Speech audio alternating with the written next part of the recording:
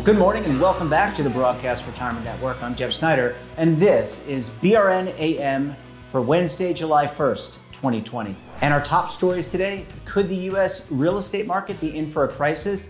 And will there be a permanent exodus out of America's big cities? Joining me now to discuss this and more is Deidre Woolard. She is the editor for MillionAcres.com. Deidre, welcome back to the program. Thanks for joining us this morning. Good morning. Thank you. It's great to have you on. So let's just jump right in. So I read a story recently that they're expecting, or there have been over 4.3 million potential mortgage delinquencies, and that commercial property values have sunk ever since we kind of are in this, COVID environment. I want to get your insight in this because you and the folks at MillionAcres.com, obviously you do this all day long, you're tracking things. So what can you tell us here? Well, there's a couple of things that we're looking at. First of all, we're looking at forbearance, which is people delaying their mortgage payments. So those numbers have gone up. Total forbearance has gone up to 4.6 million as of June 23rd, according to Black Knight. So that's about 8.8% of all active mortgages. So right now, that's about $1 trillion in unpaid principal on home loans. So that's definitely something that we're concerned about. Okay. Now that's like less than 3%, right? So that means that 98% of people are paying their loans on time. That's a good sign. But what does it mean to a company? I have to understand that 2% or think that 2% is substantial, does have an impact on balance sheets, lenders, et cetera. Oh, absolutely. And we're also seeing lenders looking at new loans much more closely on both the residential and the commercial side. Underwriting has become very tight. And when it comes to underwriting, based on our previous conversations, banks and lenders are they want to make sure you have an income. They want to make sure that you have proof of income. They want to make sure they understand your investments. They probably also look at FICO scores. FICO scores, but what can you tell us in more detail about this? This seems like it has reminiscence of 2008. It absolutely does. So after the 2008-2009 crisis and into 2011, you saw that happen on both the more residential and commercial side, where they were looking more closely, not just at scores, but at income and how consistent an income was. And that's one of the things that's very important right now, especially on the commercial side when it comes to tenants. We're seeing a lot of Chapter 11s, and that's impacting store closings and retail tenancy. I want to get to commercial in a second, but back to this 3% that are not paying their rents or are undergoing forbearance. Do we have an inkling as to what segment of the population this? Is it lower income workers? Or lower income folks that are unemployed? Do we have any sense at all for who these people might be? And that way government and others can direct. I guess what I'm trying to get to is how can we direct help to these people? It is definitely lower income people. Certainly we're seeing that on the rental collection side. Rental collection has actually been relatively high. It's been in the 90s according to recent data, but where it starts to be lower is in those lower income workers and people who've become unemployed. And many states, virtually all states, I live in New Jersey. I know the governor here said that you can't be evicted. You can use your security deposit, if you have one, towards rent. They're taking steps to help people. But that all could end post-crisis. And my sense is that this is a snowball effect. This is a domino effect where this doesn't just end when the crisis ends. This is something that could impact, just like if investments go down, you've got to get that money back over time. It's not going to be a V recovery. Is it your sense that we could possibly see more public policy action in this regard at the state and local level? I think we may have to. One of the things that you just mentioned is really important. Those eviction and foreclosure moratoria are starting to expire. And one of the interesting things is that it varies by state quite dramatically. So some have already expired. Some are now being extended into August and September. So it's because it's varying by state so much, it's creating a very interesting situation, and it's causing a lot of stress. Yeah, I can only imagine what that stress would be like. I think a lot of people are already stressed by not having a job. if you lose your home or lose the ability to be in your home, either face eviction in the future. All those things, I mean, the mental stress that causes to people, that's almost as bad, or it can be sometimes even worse than just not having a balance sheet, your balance sheet not being intact. I think a lot of people overlook that. Deirdre, let's shift to commercial, because I think commercial is really interesting. A lot of people are not going to movie theaters, they're not going shopping, they're not going to malls. This, I would imagine, has dramatic impact on those commercial lenders and those commercial sites as well. Oh, absolutely. And one of the things that we're watching now is we're seeing that some of these reopenings are being rolled back. It's happening in Florida. It's starting to happen in Texas because we're seeing some of these COVID-19 spikes. So we were just starting to see some signs of hope, and now we're starting to see these closures again. So that may be sort of like a second blow to a lot of these retail stores. And those, I'm thinking about those restaurants where they're now at half capacity or a third capacity. You mentioned some of the rollbacks. Governor Abbott of Texas, I think, kind of suspended the move to the next phase. You mentioned South Carolina, Florida, others.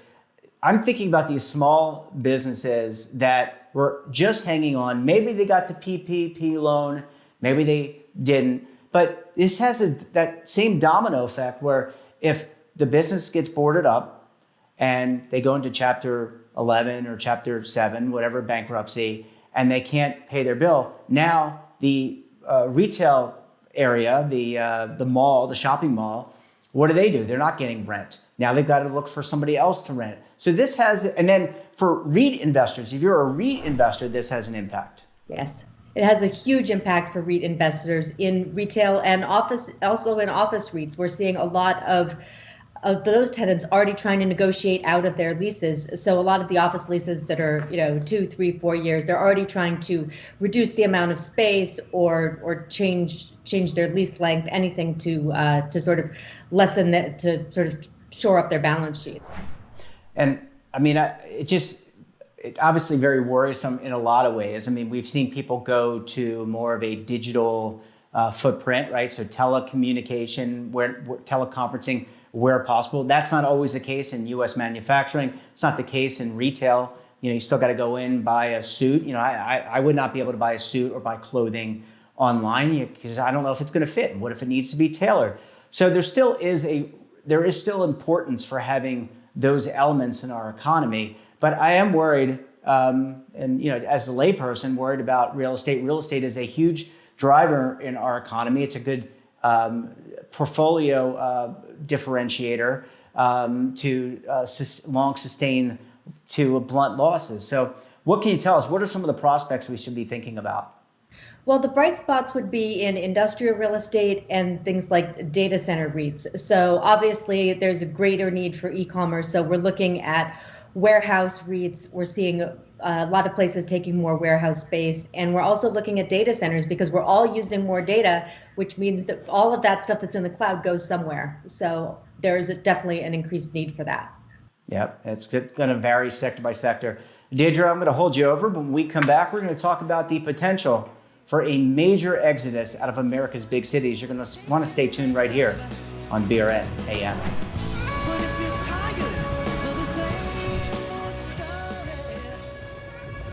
Imagine a new television network that will make you richer, healthier, and in control of your financial future.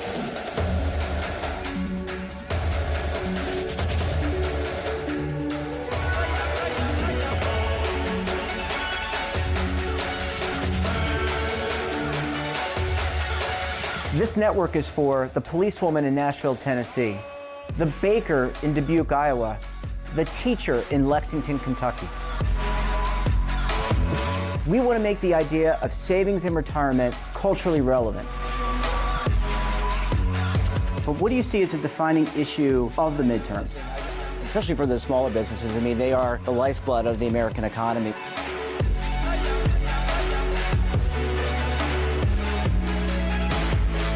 Featuring exclusive interviews, current affairs, and docuseries.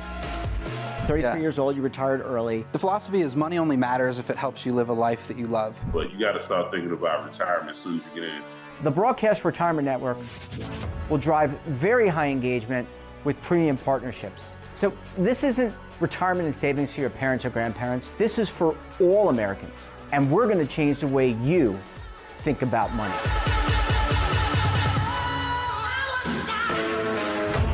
Welcome to the next frontier of retirement and savings. This is BRN, the Broadcast Retirement Network. The windows on our homes, they protect us and the ones we love, but they do much more. At Renewal by Andersen, making your home more comfortable is at the center of every window we make. It's why we custom build our windows in America and install them in as little as 1 day. It's why we build our frames with exclusive Fibrex composite material that's 2 times stronger than vinyl. It's why our glass helps keep your home warmer in winter, cooler in summer, and quieter all year long. It's why we stand behind every window with a 20-year limited warranty. Why not help lower your energy costs while giving your home and family the best? Call 1-800-835-6525 to schedule a free in-home consultation. Buy one, get one at 40% off with this special offer. Plus, get special financing with no money down, no monthly payments, and no interest for 1 full year. Renewal by Andersen, the better way to a better window. Call 1-800-835-6525 now.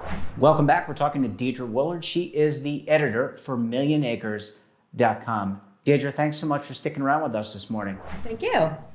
Well, obviously, the real estate, an important sector in the American economy and actually international economy.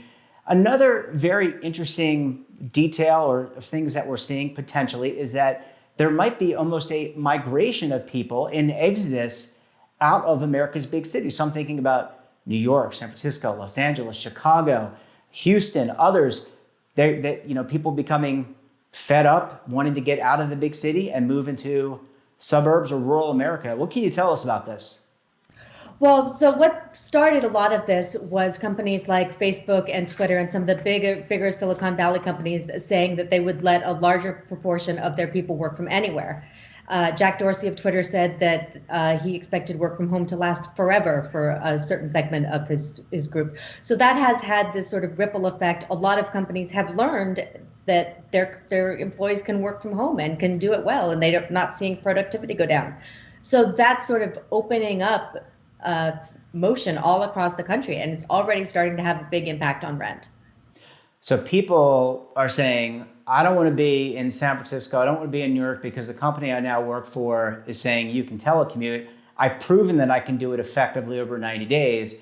And so, I'm not sure the age ranges, but let's look at San Francisco as an example, and even New York. Typically high property values, especially in San Francisco. Would this have the impact that people start to move out of these cities for whatever reason, drive down rents, drive down the cost of property?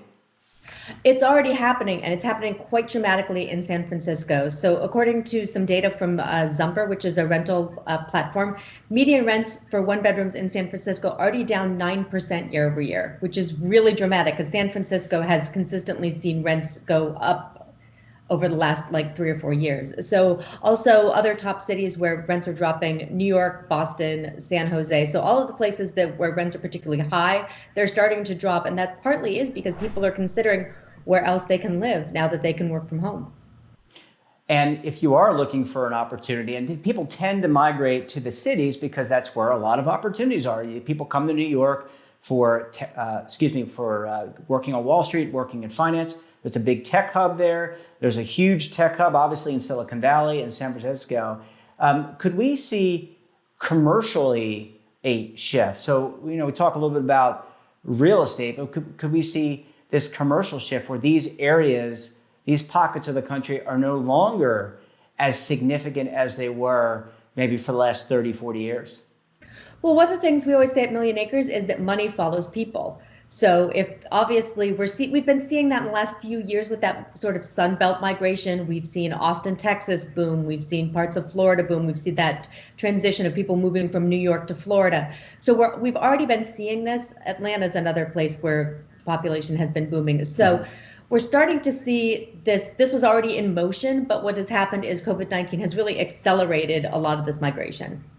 I was talking to a real estate agent last weekend from Charlotte, and what I learned is that over 100 people a day are moving to the Charlotte area. That doesn't necessarily mean Charlotte, North Carolina, the city, but the outlying counties. Is there infrastructure in place? And I think about Denver and the surrounding area of Denver, that's a high growing area. The Des Moines, Iowa, from what I understand in other conversations, is a growing area. Are these suburban or less urban areas, and do they have the infrastructure to support this move today?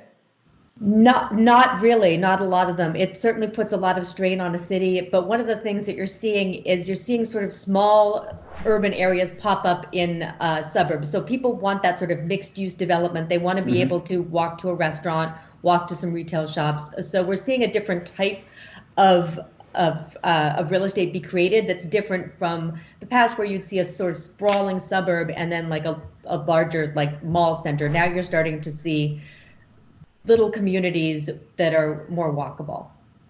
And one of the things that I really love about New York, although I don't love it now during the COVID crisis, is the subway system. And a lot of big cities and metropolises have the subway, and it makes getting around easy. You can, in my mind, New York is a walking city, so you really don't take a cab unless it's raining or you can't get underground. But my understanding is in a lot of these areas, there isn't a lot of mass transportation. There are things like light rail, but going from these little enclaves, as you're just describing them, sounds like we would need more infrastructure to kind of connect the dots. And for those who do not have cars, for those that maybe they just have one car, so a couple sharing a car, these would be some necessities that they would need.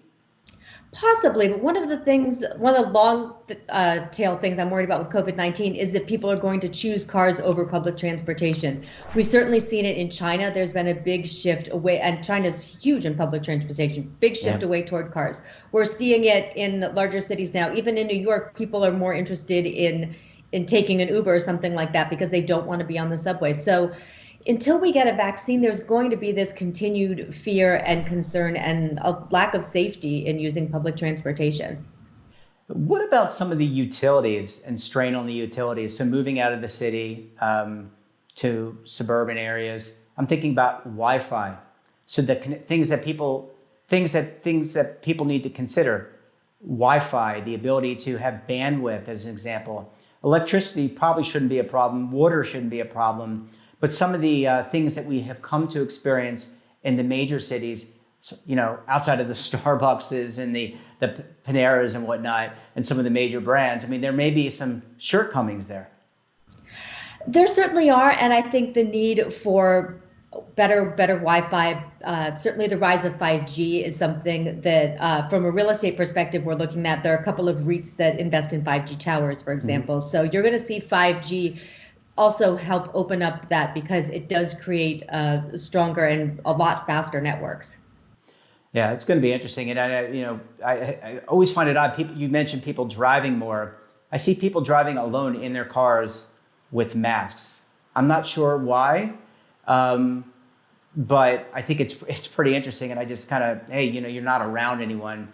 Doesn't seem to make a lot of sense, but maybe I missed that in the CDC descriptions. Deirdre, always a pleasure chatting with you. Great job, and look forward to having you back on the program very soon. Awesome. Thank you so much. And that wraps up this episode of BRN AM. Have a topic of interest or someone you think we should talk to? Drop us a line. And don't forget, for all the news in retirement, markets, technology, personal finance, and more, check out today's edition of The Morning Pulse. So until tomorrow, I'm Jeff Snyder. Stay safe, keep on saving, and don't forget, roll with the changes.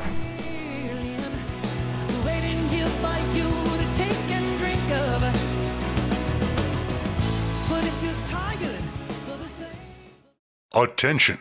The Centers for Medicare and Medicaid Services has officially authorized new benefits that Medicare Advantage plans may include. To get the benefits you deserve, you can call the Medicare Coverage Helpline. Hi, I'm Joe Namath. If you're on Medicare, this is important information. I called the Medicare Coverage Helpline and they instantly looked up my coverage. In this one simple call, they offered to enroll me in a plan that includes rides to medical appointments, private home aides, doctors and nurses' visits by telephone, and even home-delivered meals. The plan also includes dental, vision, hearing, and prescription drug coverage, all at no additional cost. Don't delay. Call to see if the new benefits are available in your area. Call the number on your screen now. It's free. Call 1-800-757-1451. That's 1-800-757-1451.